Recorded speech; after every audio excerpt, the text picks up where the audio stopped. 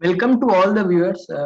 My name is Dirghanshu Devre, and today we have, as he says, curious techno commercial person, Mr. Prathamesh Khanvilkar. So, a very warm welcome to you, sir. Thank you, Dirghanshu. I would like to give a brief introduction about the guest to all the viewers. He has completed his Bachelor's of Engineering from University of Pune. He also pursued post graduation in Business Administration, which is PGBA, and later he started off his career with a lecturer in Sandip Foundation. Then he later interned with Bosch company, and now he's serving as a e-commerce product manager in Mercedes-Benz. So we are very glad to have you, sir, on this interview series. Very warm welcome to you once again. Thank you for sparing your precious time with us. Thank you so much. Thank you for giving me the opportunity. Thank you so much. So, sir, firstly, how are you and how's everything going? It's great. Uh, been a little busy with the projects which are there, running with the company, busy with the work from home schedule, keeping life and work together balanced. So it's great, I would say. And sir, how was your lockdown?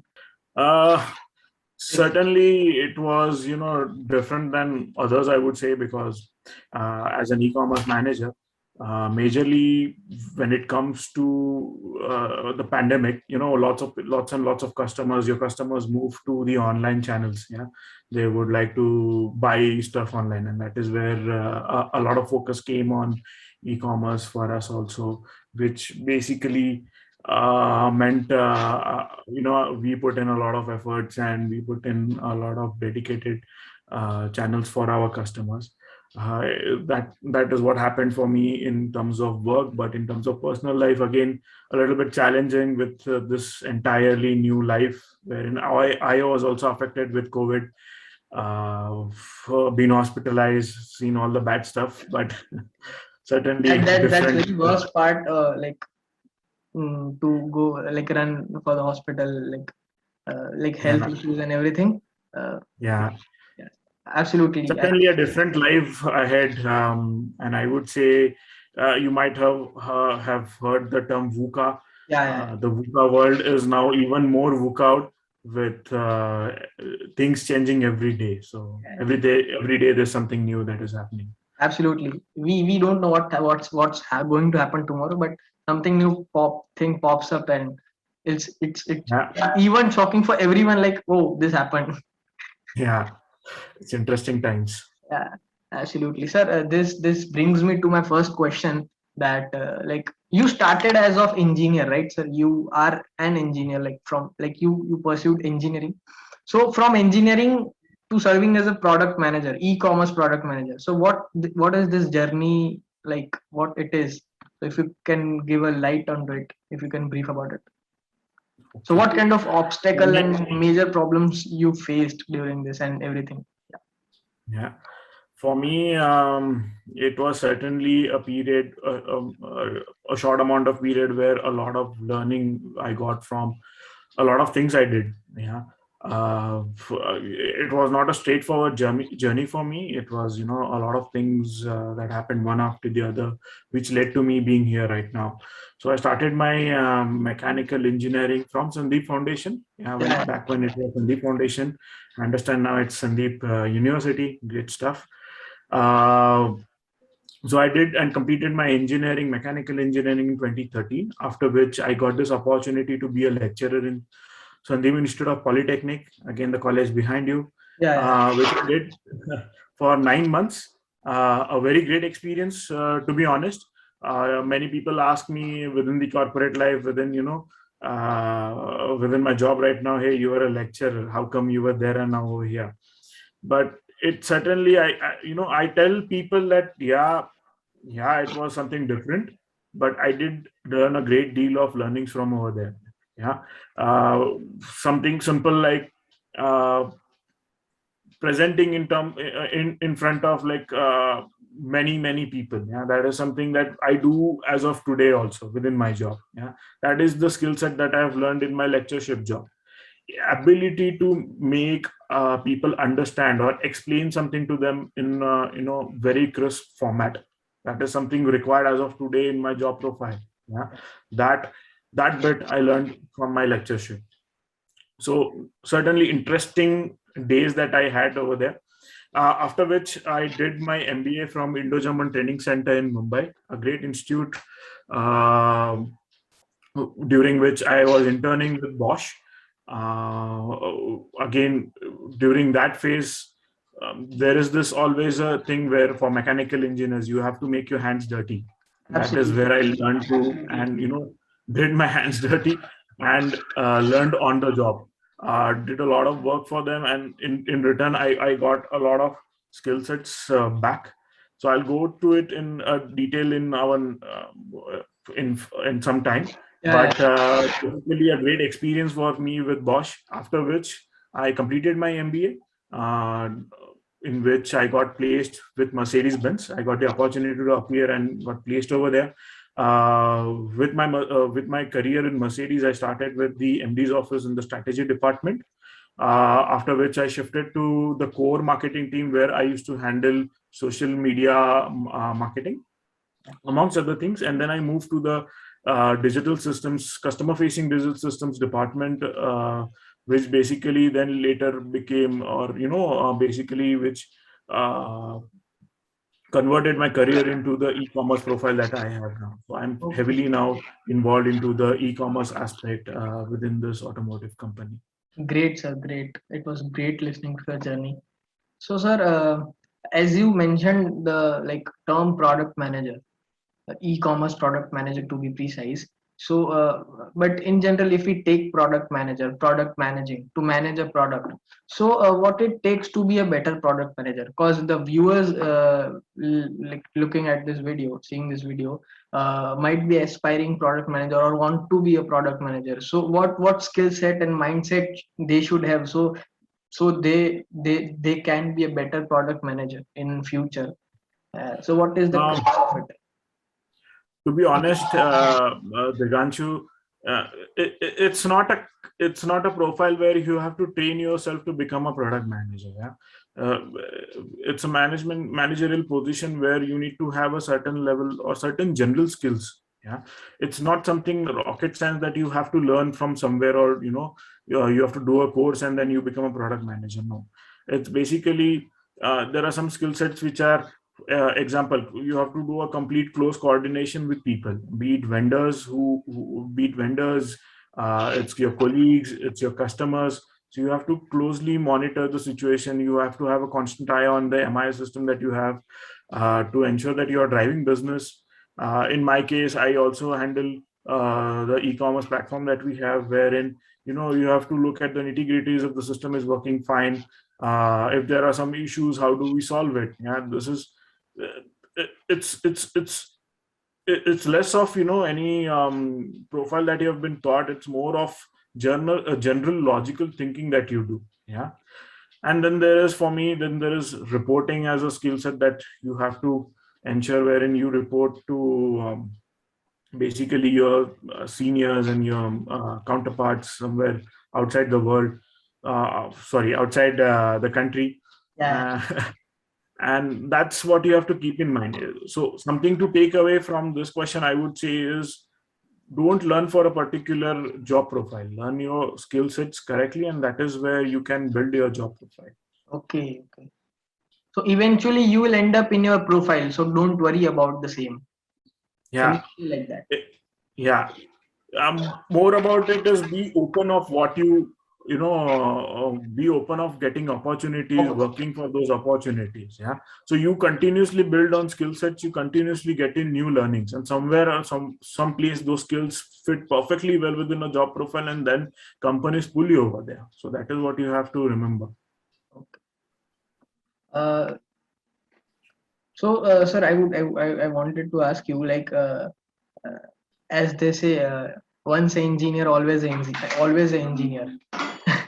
So I want to ask, like, you are an engineer, and as well as you are serving as a product manager in a but it is a managerial thing. It's a commercial thing. So engineer's brain and a commercial brain. So how it helps you to solve a problem or tackle a project, or when while working on a new project. So like thinking technically as well as commercially. So is it benefiting you, or it's a obstacle for you? Like two mindset comes over and overlaps each other. Yeah. It's a good question. I would say in such cases, or in all cases, once you have done your MBA and you have moved to a managerial position, or you're managing something, you have to look at all aspects of that problem. Yeah, all aspects of that issue, aspects of the topic. Uh, that is where you understand what might be the root cause of that issue. Yeah, or what is beneficial factors affecting it, or what are the major factors affecting it. What helps is your engineering mindset. In engineering, you learn a lot of logics. That is Absolutely. what you learn. Yeah, specifically in mechanical engineering, what you learn is logics.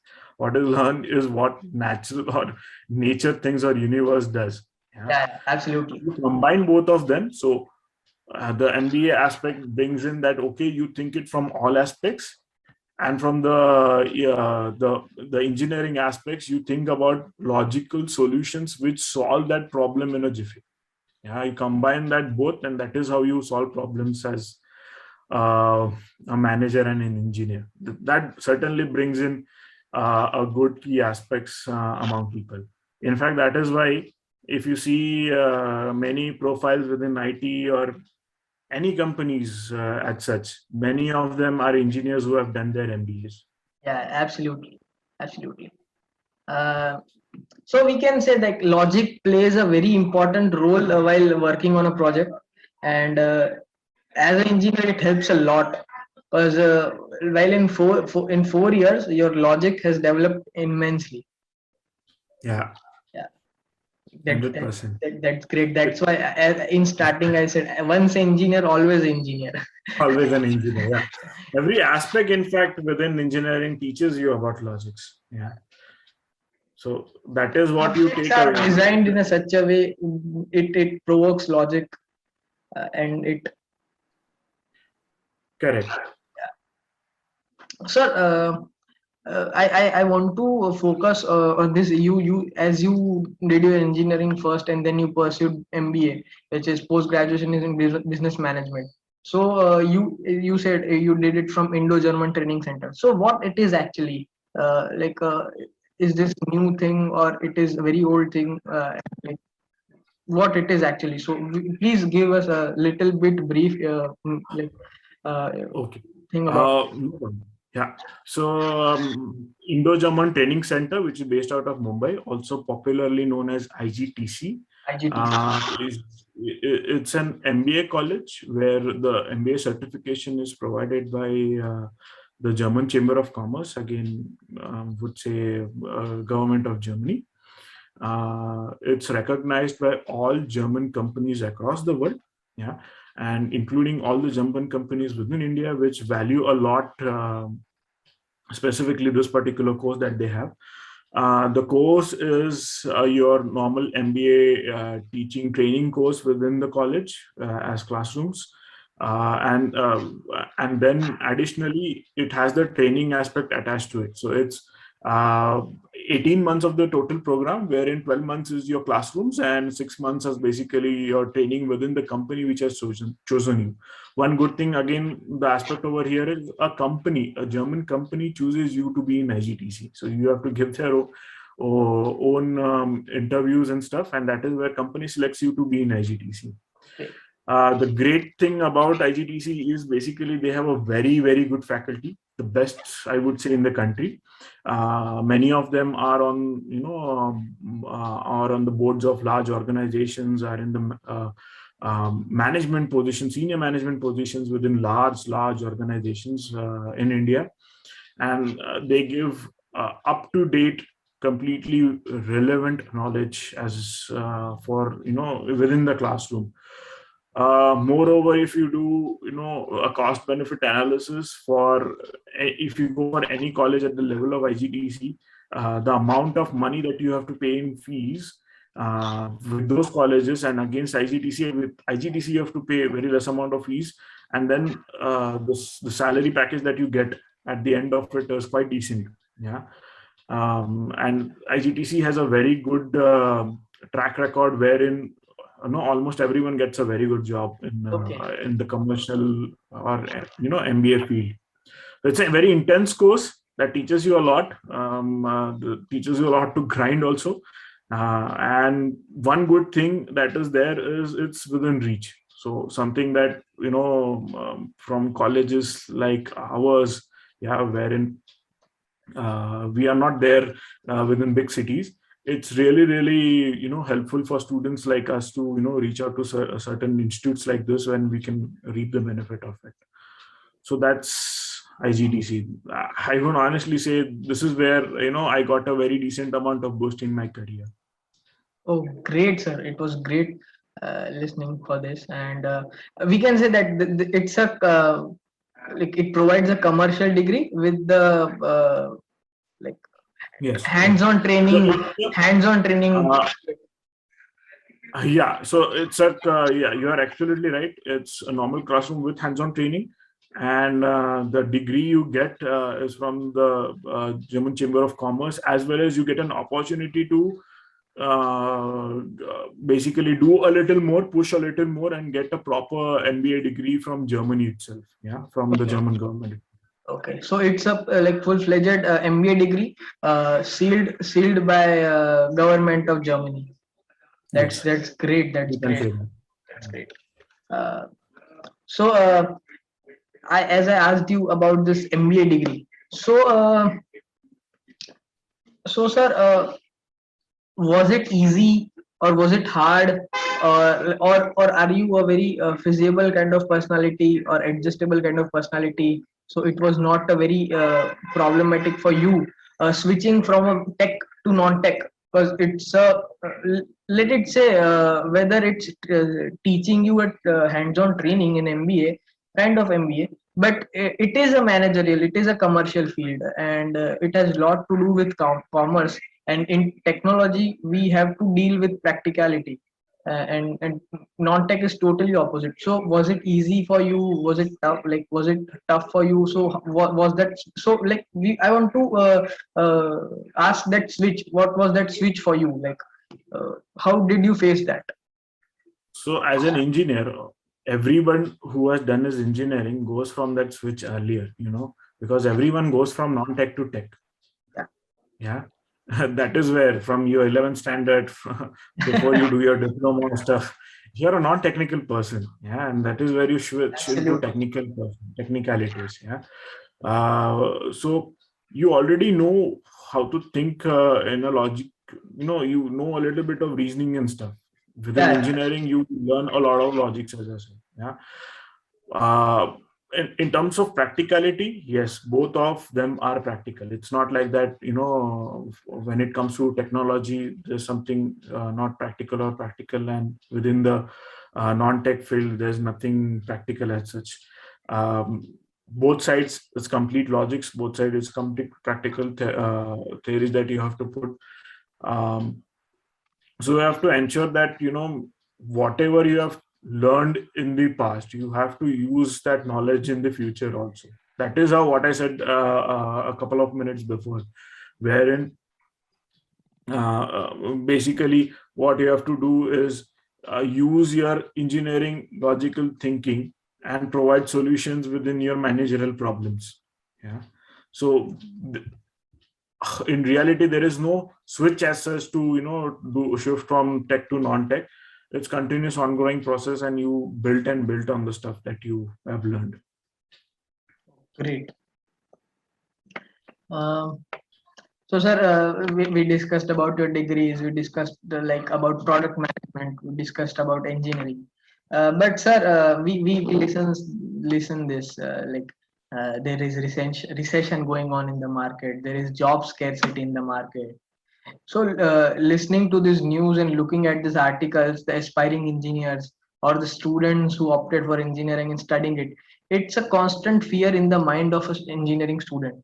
So how should he or she like should tackle it and or deal with it?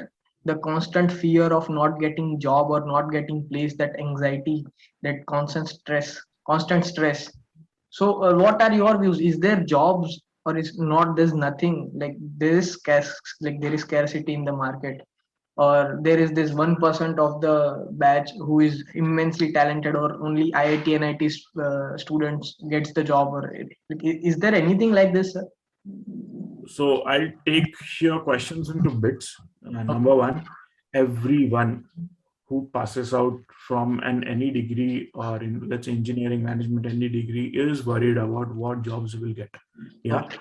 that is that is at most natural. Yeah, everybody is worried about it. Even I'm worried about today. Okay, what happens about my next job? Yeah, so not to worry. There are jobs out there. You need to reskills yourself. You need to add skills and learnings to yourself. Yeah. uh, yes, there has been a tremendous amount of pressure post pandemic and during pandemic, yeah, on the job market. There was no demand. There was, zero demand at a point of time. It affected a lot of jobs coming up. And yes, there is a pressure in the system wherein it's become tougher and tougher for for the students. But what you also have to remember is there's thousands and thousands of job open right now. Even if you go on LinkedIn today and look for companies, or even if you go to the career sections of various large companies, there were hundreds of jobs which are available today. Yeah. Now, why is this? There is a gap between basically this large MNCs, large corporations, or even small and medium scale corporations having jobs, but and other hand, there are unhireable people. It's basically they're missing skill sets. Something that I could say as an example, an engineering student or even an MBA student takes for granted is some basic skills like using Microsoft Word, PowerPoint, or Excel. Yeah, people take that for granted, but believe me, within higher amount of jobs, within corporate jobs also, this skill sets adds a tremendous amount of value to your job. Yeah, now that is what a student should look for. Yeah, whenever a company comes for campus drive, yeah, many of those companies have there's this checklist within their form, whether you are whether you can use Microsoft Word, whether you can use Microsoft Excel. It is as simple as that. Many people say yes, okay, I know something because I might have worked something on it years ago. Yeah, but it's not like that. It's quite easy to learn. Yeah, it's nothing rocket science that people have to learn. They don't have to put a class or do any course to learn all of this. But something simple as this is where they can bridge the gap so that they can make themselves hireable. Additionally, there are soft skills that they have to take care of. For example, a person is very good at designing stuff within Creo or AutoCAD. Yeah, he does all of that very good to the teeth, very proper designing and everything. But by the end of it, can he present it to the set of people which are there in the meeting? Yeah, if he if he can't does that, there's no value addition it brings to the company. So that is where he lacks. Yeah, and companies are smart enough when they are hiring, they cover all aspects of the student within their interviews and stuff. They try to test him in terms of technical knowledge. They try to test him mostly on his soft skills as well as what kind of a person he is. Yeah, this is where they find out whether he's an hireable person or non hireable person. Companies are looking for people who will generate money for them, or either save money for them. That's the two things Okay.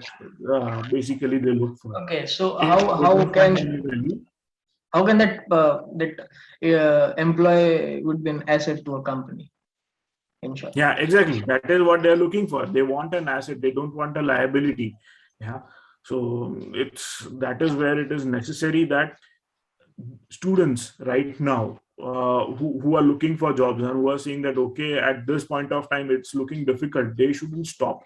They shouldn't wait for something that is coming. Yeah, they should start preparing for the jobs. Yeah, they should start preparing. They should start learning of the basic skills which are required within any job. Yeah, For example, the maybe IT people or computer people will do programming language and stuff. They would learn Python and whatnot. Yeah, but then again, they can't present it to people. Then again, they can't market it well. So such things really affect. So it's not that they are not hireable as of now. It's basically that one last step of social skills, one last step of soft skills is what they have to learn, and then they can get through with any interview and crack the job market. There are jobs available within the market, believe me. It's just that you need to have the right skill set. It's just that you need to be there where what company wants. Yeah, that is our students should always remember. Actually, I want to ask one more like question, which is out of the box, and it's not aligning to this interview. So, sir, what kind of mindset one should have, despite of getting rejected from the continuous like applying? Like there's one guy who is continuously applying for the company and is getting rejected. So, what kind of right mindset he or she should have? Yeah. Like, So there are two aspects I would say, and it's all again logics. Yeah, it's again probability. Wherein number one, let's say there's a company A which produces some material and sells it. Yeah, there are three things that this company has to do. Number one, produce it, manufacture it. Number two, sell it somehow, and number three, service once it is sold to a customer. Yeah. Now, into all of this, the company has 100 job postings or 100 job descriptions. Yeah, a mechanical engineer, when he pass out, you know what he wants? He wants to be the design engineer. That is somehow is the epitome of the mechanical engineering, and he wants to say, okay, I will do only design engineers. But within that 100 job postings, how many are actual design engineers? There are only one or two. That's the reality. Yeah. So there would be now 100 students passing out as mechanical engineers, and 98 of them want that one or two jobs. The maths doesn't work out. Yeah, they should look at what are the 98 other jobs. That is where, if the sales and marketing, there's production, there's maintenance, whatnot. Yeah, there's the large amount of chunk which is working. Yeah, this is where if you crack up, that is where you land proper jobs. Yeah, so you need to get a better perspective of what exactly the market is looking for, what exactly company wants. Yeah, what is the job availability out there.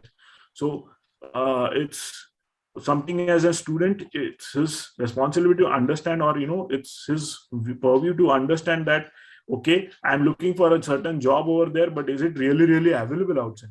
Yeah. So if there's something easily available, you should take that first, you should fight for that first. Yeah. So that's the first perspective of whether it is available or not. Second perspective about what you said is about getting rejected.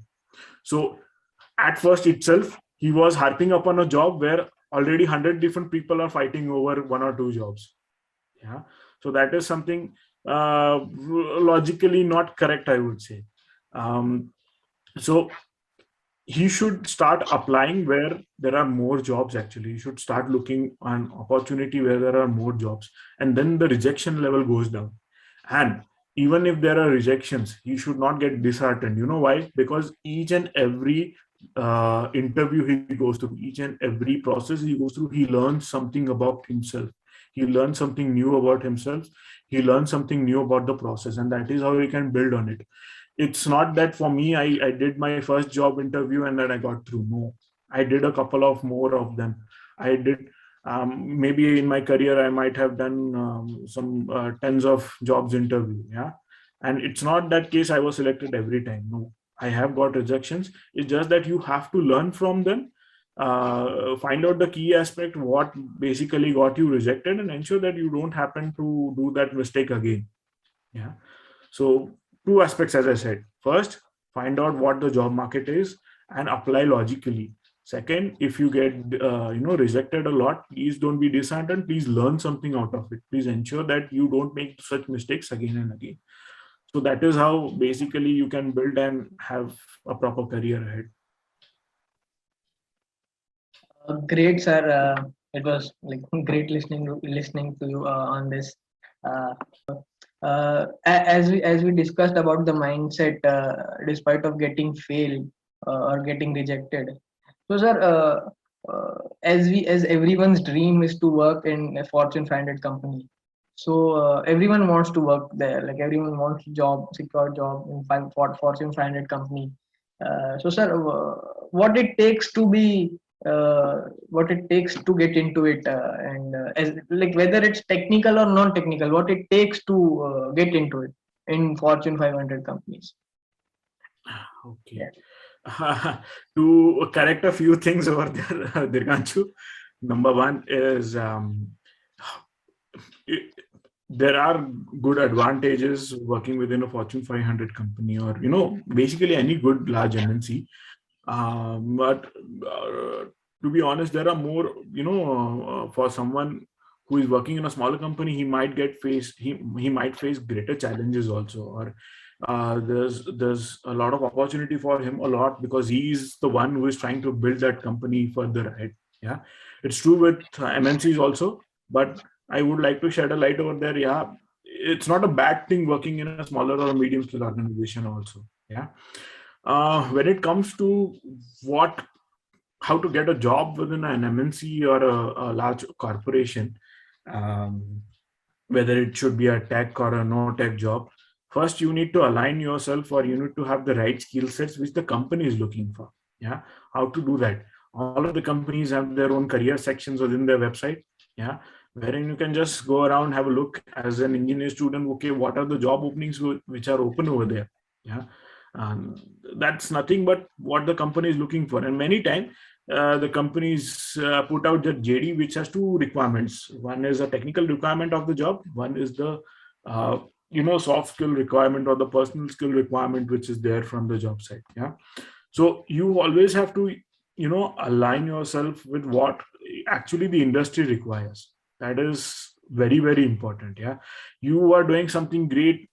Yeah, you, like for example, I'm doing some course in some designing institute, and everything is working well, and I am at the peak of that particular field, but there's no industry over here for it. Yeah, there's no job over here for it. Does Then it doesn't really help. So you have to first ensure, okay, what are the kind of jobs which are open in the market? That is where you should hop on. Yeah. As I said earlier, also companies hire the ones who they find as a value addition to them, as a value addition to the team, as a resource, and somewhere you are either able to make some money for the company, or either you are able to save some money for the company. Yeah, that is where um, you should develop yourself to be. Moreover, um, what large multinational corporations really, really value is integrity and compliance. Yeah. So, for example, you did you had got some project, you had got some work, you did it extremely fast. Yeah, very quick shortcuts and everything. You did extremely smart and smart.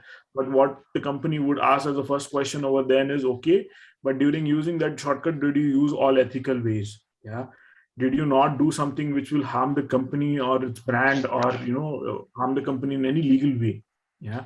So something that companies really, really value, that I have seen in my experience, is how true a person is, or uh, how good the how good integrity that person has. Yeah. So that's something that you need to learn, or you need to exhibit during your interviews with those companies.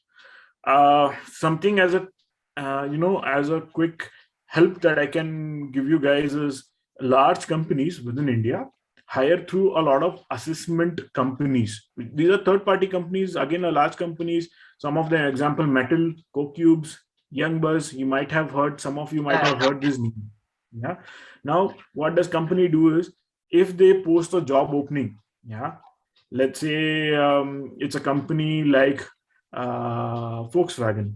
Yeah, they put a job opening. How many resumes you might assume that a HR person would get for that one job opening? It would be in the terms of thousands. Now, does that one person has the capability to do all of this? No. So what they do, they go to third parties, they go to third party organizations who are basically who's their core competition, competence. The core competence for is basically searching such skill sets within the market, the students who are passing out. Yeah. So they have their own assessment tests, they have their own aptitude tests, they have their own GDs and whatnot. And these are the companies where you should be always and constant be in touch with. Yeah, this is where they roll out campus recruitments through different time period, where they already have your score. So you have to go ahead and do, your own assessment within their websites and stuff. Within, I think many of them have to pay, some of them do it for free, but it's depending on their own policies. And they have your score. They know what you as a person you are, because their tests are designed in such a way that they take out what technical skills you have. They also take out what as a person you are. And that is what they forward your profile to the company when the company asks for a certain profile. Yeah. So keep in touch with such companies, with such organizations, do their tests and stuff, and keep your score and profile ready. So whenever this company is pulled out for campus drives and campus placements, this is where you can quickly get into MNCs. That's the way as of now what is happening. And one more way I would say is do some higher education, because that also helps. That is where large organizations also look for, and the most preferred is MBA. Yeah, that's what my next question is going to be. Like as you said, you completed your engineering and then you did your MBA. So what are your takes on it? Like technical plus MBA. So what is this combination you look up to? So yeah. Yeah. So to give an example, you are an engineer working within a medium scale organization, and you have a product. Yeah, you have something to sell. Now you as an engineer unfortunately don't have the full skill sets to sell a product, or market that product, or even while selling you have to do a lot of legalities, or like create invoices and pay taxes on it and all of this. This is where you get MBA as a help. MBA teaches you all of the aspects of a business. Yeah? And this is why a lot of organizations today go for certain people who have done their MBA, because once things go wrong, or once there's necessity given arises within the company, all of this MBA taught skill sets are basically required over there. And if a company wants to transfer you within their own organization for some reason, let's say tomorrow your job becomes obsolete, and they want you to hire as or basically retain you because you're a good resource for them, and they want to place you somewhere else, it is where MBA comes into picture, wherein because of that knowledge, that overall knowledge that you are covering, the overall aspect that you're covering, you will be able to survive, learn over there in the new profile, and then start giving solutions and start giving results out of that new position. Okay. And that is where the aspect comes in, and this is where many organizations within India prefer people who have done their MBA. And it's not only good for companies. If you as a student want to do your own startup, you want to do your own industry, you want to start your own industry, you want to do your own business, this is where MBA really helps you, because for the MBA itself says that Master of Business Administration. So you want to run a business, you need to do administration, and you want to be a master into it. Yeah. So basically that is why MBA would be my preferred choice over anything as of now in India, given the amount and the variety and the kind of industry that we have in India. Okay.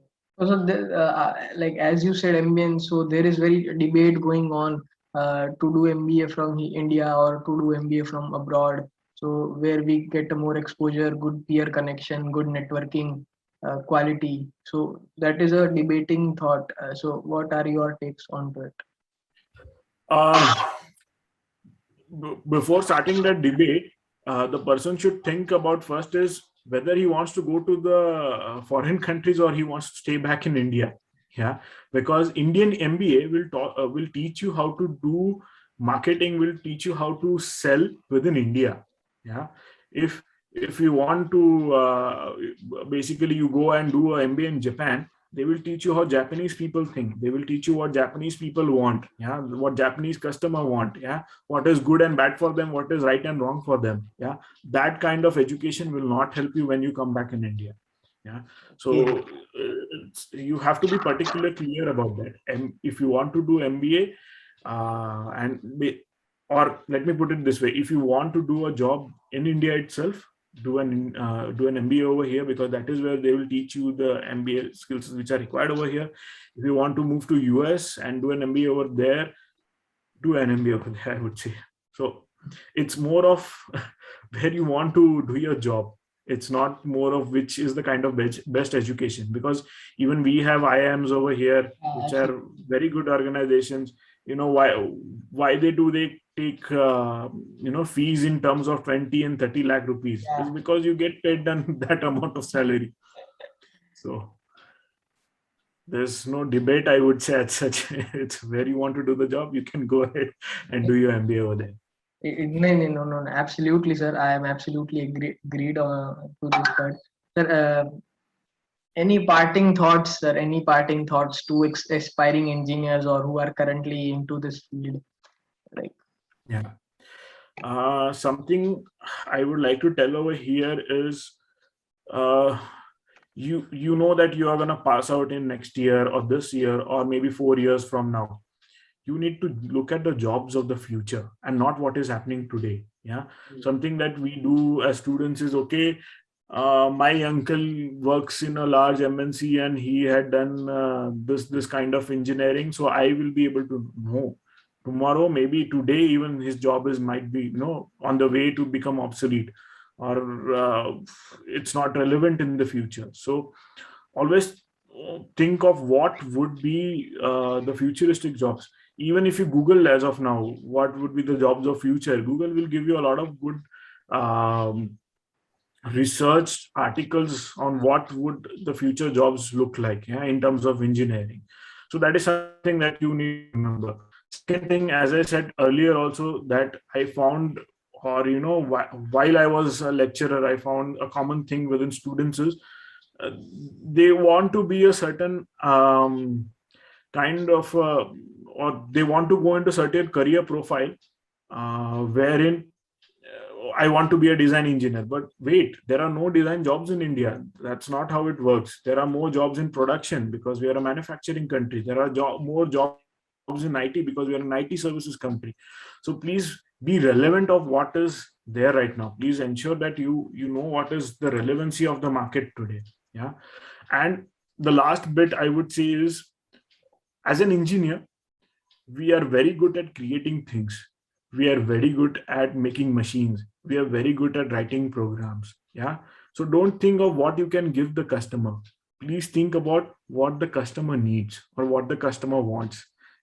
Because you might provide something very futuristic, very robotic, and what the customer would be delighted with, but have the customer asked for it because he wants a certain bit of issue solved or certain product which is delivered to him within time and within the cost that he has provided. So always think from a customer's perspective as an engineer. Don't think from a completely engineering point of view, wherein you could provide stuff he doesn't want. So I would leave at that. Okay, so to be a little futurist, like forecast your future and open for the opportunities, and correct skill set and mindset will eventually lead you to the correct path, and you'll end up in proper profile which you fits in. So I guess Right. 4 to 5 points will sum up this interview. And Yeah. so thank you so very much, sir, for sparing your time once again. And personality like you having all this interview, it's an honor for us. And once again, thank you so very much. Don't worry about it. But thank you for giving me this opportunity, and your questions were bang on as a student. Thank you. To the viewers, please work hard. Please continuously give your 100%. Don't be nervous about the job market. Jobs are there. Just skill yourself with whatever is required by the companies and keep on rocking. So thank you so much. Thank you so very much, viewers. We'll keep on uploading these interviews. Thank you so very much. Thank you so much, sir.